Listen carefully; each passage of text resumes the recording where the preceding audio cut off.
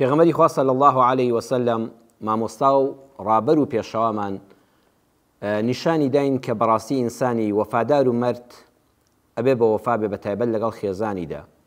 ژن لەگەڵ پیاوەکەیدا، پیاو لەگەڵ ژنەکەیدا، تەنها ئەو ڕۆژگارە نەبینێ کە ئێستا لە خۆشیدایە کە دەوڵەمەندە کە مناڵی هەیە، بەڵکو هەموو ڕۆژگارە سەختەکانی ژیانیش ببینێ کە ئەم ژنە لە پێناوی تۆدا تووشی چەند چەرمەسەری، کرێچێتی، دەربەدەری، شەو نوخونی، هەژاری هەمووی قبول کردووە لە پێناوی وەدا کە هاوسەری ژیانی تۆ بێ. و هەروەها ئافرەتێکیش وەفادار بێ بەرامبەر بە پیاوێک کە هەموو ژیانی خۆی تەرخان کردووە لە پێناوی ئەوەدا کە ئەم ژنە خۆشبەخت بێ، کە ئەم ژنە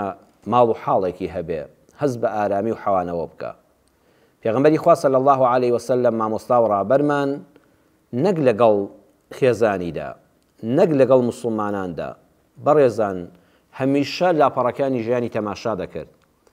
لە کاتی شکست و ناڕەحەتیەکانیدا ئەگەر کافرێکیش بە دەمیەوە هاتبێ نەیفەرموو ئەوە کافرە، ئەوە دوژمنی خوا و ئیسلامە. نەخێر، وەکو شەخصی خۆم، وەکو مسلمانان ڕۆژگارێک چاکەیەکی هەبووە، یەک چاکەی بەرامبەرمان هەبووە، دەگەڕین لە دەرفەتێک با کافریش بێ وەڵامی ئەو چاکەی بە چاکە بدەینەوە.